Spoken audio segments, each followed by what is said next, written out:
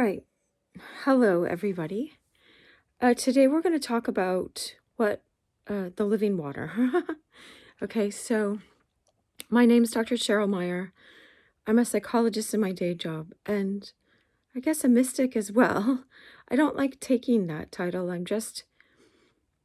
What I mean by that is Teilhard de Chardin said we're not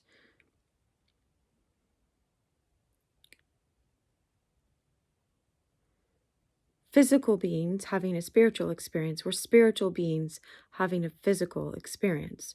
So it's important to have that, when Jesus is always speaking on higher consciousness and giving us deeper insight about the reality of who we are and the world we live in.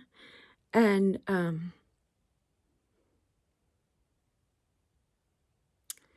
sorry, this song kept playing in my head that my friends played. But I don't know if that's the song for today. But it was talking about, and the world we live in. Anyway, it's an 80s song. And so, Jesus is speaking about that to us all the time. If you go like to a hotel and get the red letter edition of the Bible, the red letters are Jesus's words.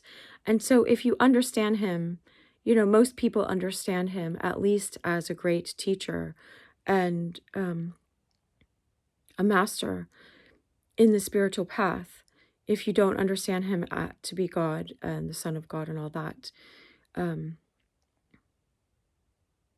so I always say I welcome all people because, the Creator, divine love, created all of us. We're all made out of the spark of God. It says he breathed life into man, in the story that is conveyed in Adam and Eve. Adam means earth. He's made out of the earth that was created out of God. I'm part Native Americans. The Native Americans say we're all in the mind womb of God. We're in God's dream. And so out of God, he created, and he's beyond he and she. That's how I understand God, because it was formless and void. It was, God is this beingness. And I can't explain everything right now in a short video.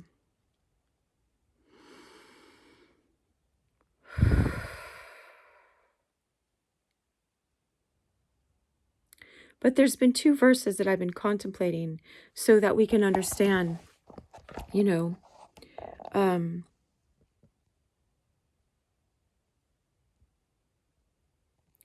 sometimes I'll quote this Lightning Seed song that says, in this world, we're upside down when we first come around. It's kind of like that. When we come in here, we're just essence. We're like these babies that are just observing and being present and being loving.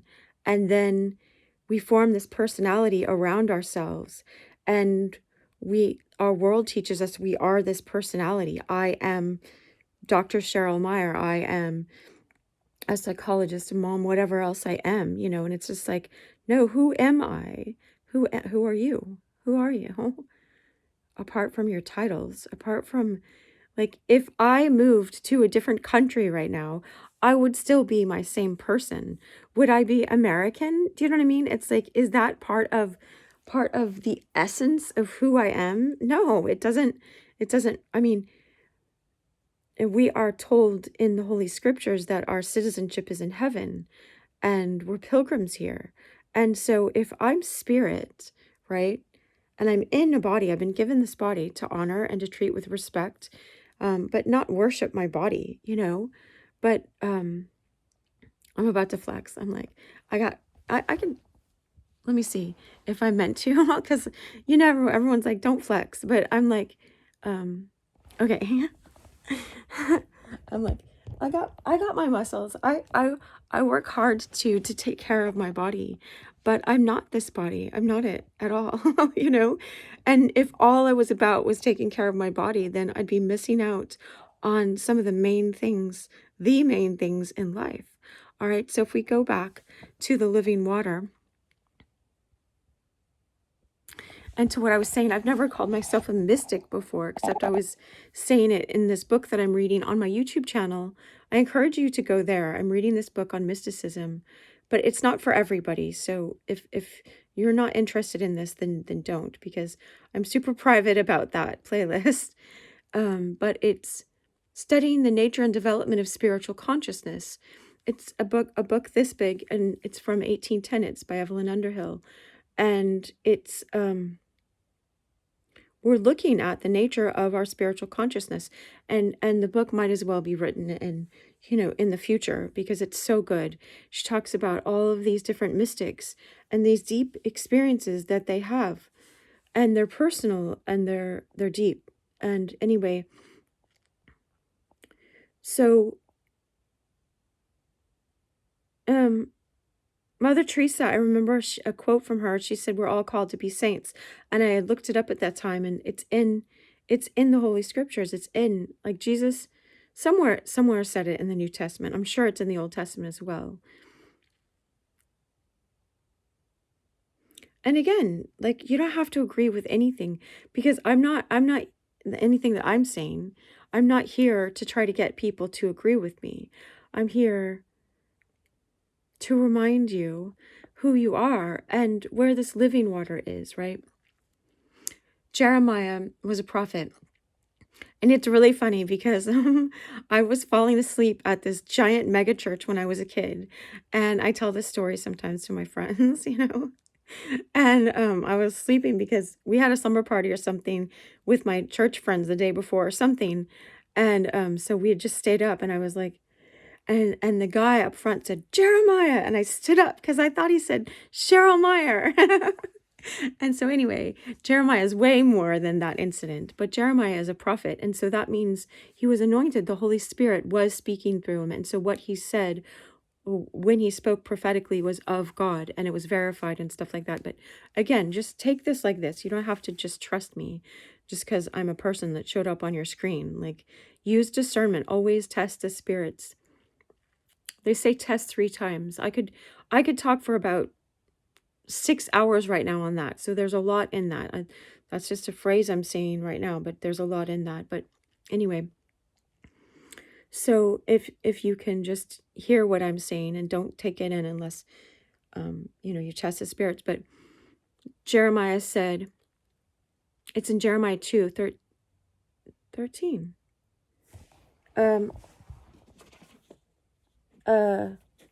Jeremiah 2:13. Wow. I didn't even think about that. I can talk about that later. Anyway, it says that's a very relevant number in my life.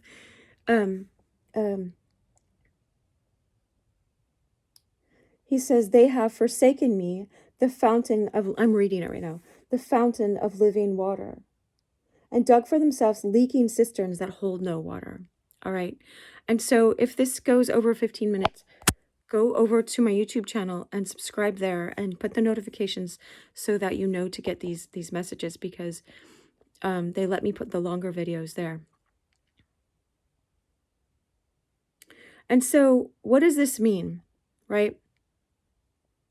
Back to being serious about our life. I like having jokes and being funny, but this is serious. If you're meant to have living water in your life, and instead you're going everywhere else and digging these things that don't hold the living water and don't hold regular water. I'm really thirsty right now. I didn't have anything to drink yet this morning. I've been up for a couple hours now. I was meditating and in this prayer thing. But anyway,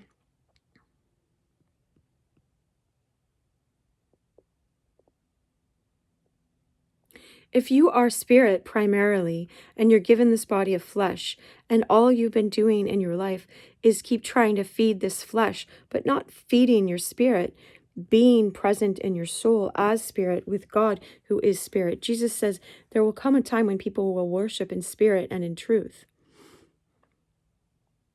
I think that's in the book of John.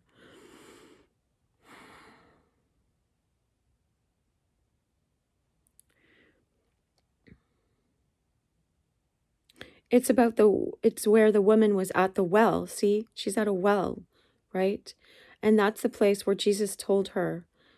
I forgot that that was there, but that's the place that Jesus told her, if you asked, he said, I'm thirsty, will you give to me to drink?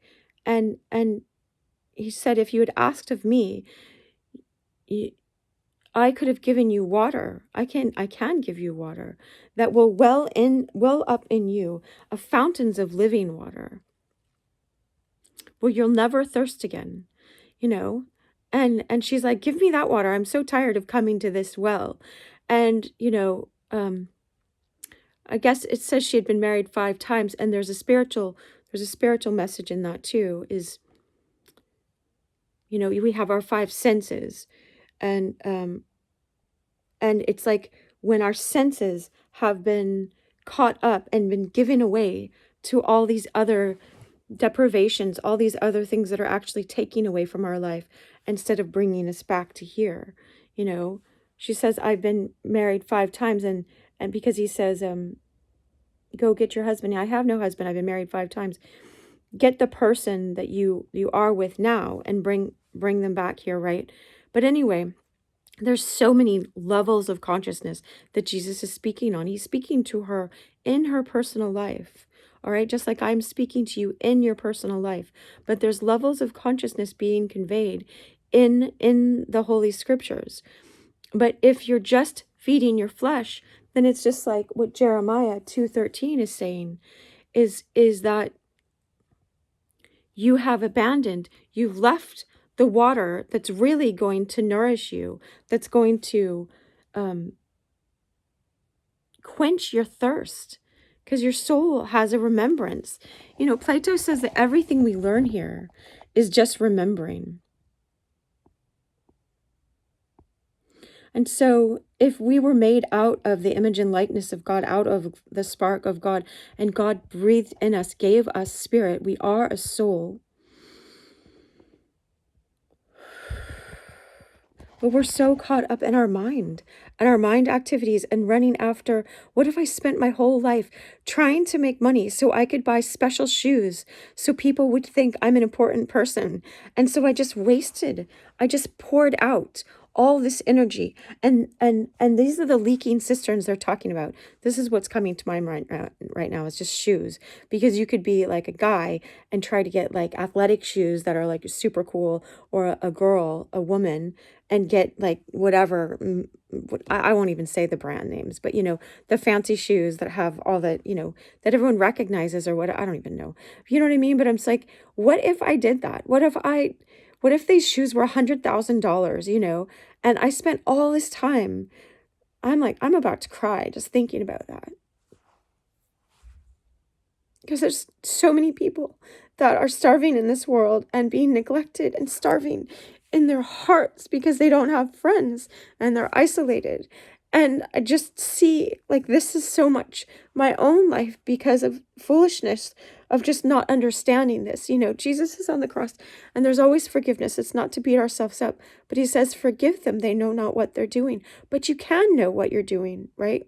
And so it's just like, what if I spend all that time trying to get these fancy shoes, and then I get them, and then I'm like, wait, I still don't know my worth. I still don't know my importance. Like all these really, really wealthy people that are suicidal, that we're hearing about or seeing or whatever. And it's because you're digging, you're spending your time. This is what it says.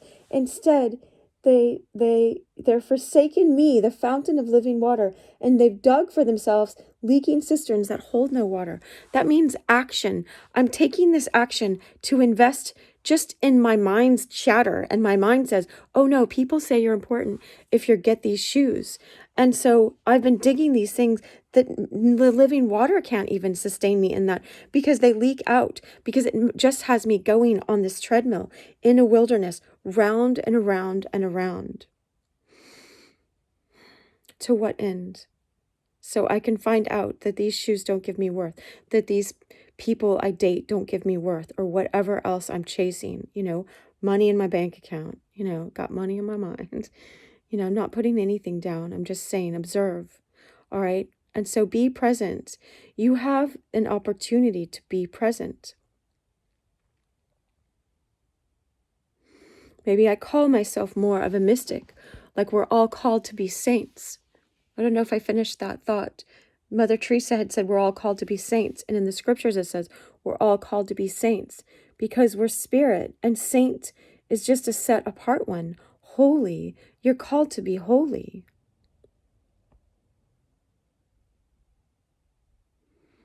Holy means whole and sacred and set apart and understand your real nature. I can't make you understand that. It's not my job to make you understand that.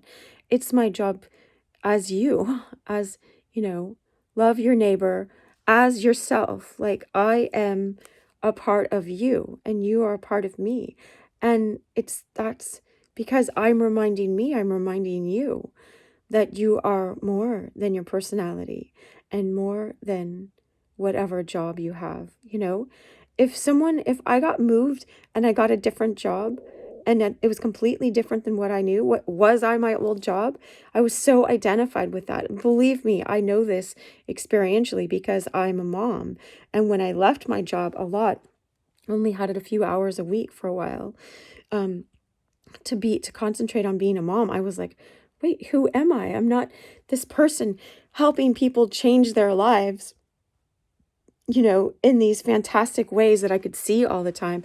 I'm just changing diapers and just feeling isolated and not having adult conversations and feeling worthless because no one's valuing me right now because I don't seem in the consciousness of the world. I don't seem important in that time. That was a very dark night of the soul type of time. I had to who am I apart from what I've accomplished in this world? Because no one sees all these diapers that I'm changing and holding these babies and nursing them and just being present with them and all my childhood stuff and whatever neglect stuff and whatever rejection stuff was coming up at the same time.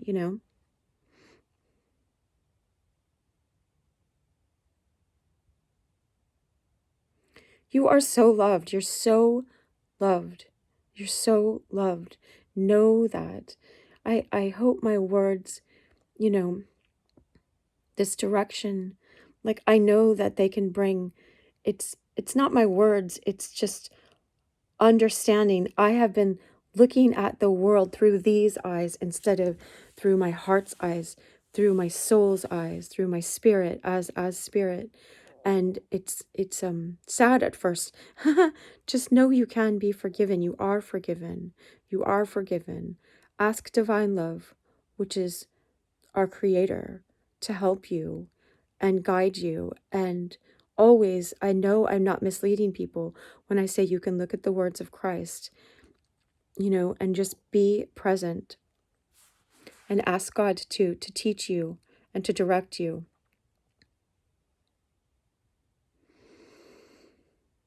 And I have over 700 videos on YouTube where I'm talking about all of this and my own struggles with it and my own confusion with it and I am just crying my eyes out on videos. So you're not alone. It's okay to feel your feelings, but you're not your feelings either. And you're not all these thoughts that are just going in your head. Those are like the clouds. But observe them. You have a mind and you use it to be wise. You use it to seek the good. You use it as an instrument. Don't be used by this world. This is what I'm so about. I don't want you to be used by this world or misused. But if we're in fear all the time, then we're just trying to get those shoes. We're digging cisterns where the water leaks out and we have abandoned the real living water that can make us satiated. So we're not hungry, we're not desperate, we're not running after people's approval. We can just sit on the floor and I can flex my muscles or not, and I just put this up here and whoever's here that gets the benefit of it gets it, and whoever wants to make fun of me, that's okay. I wish you so much love. I appreciate your presence, your patience as I learn how to do this too. All right. I think that's all for now. I was just told in my heart to go for the most 20 minutes. So I wish you love.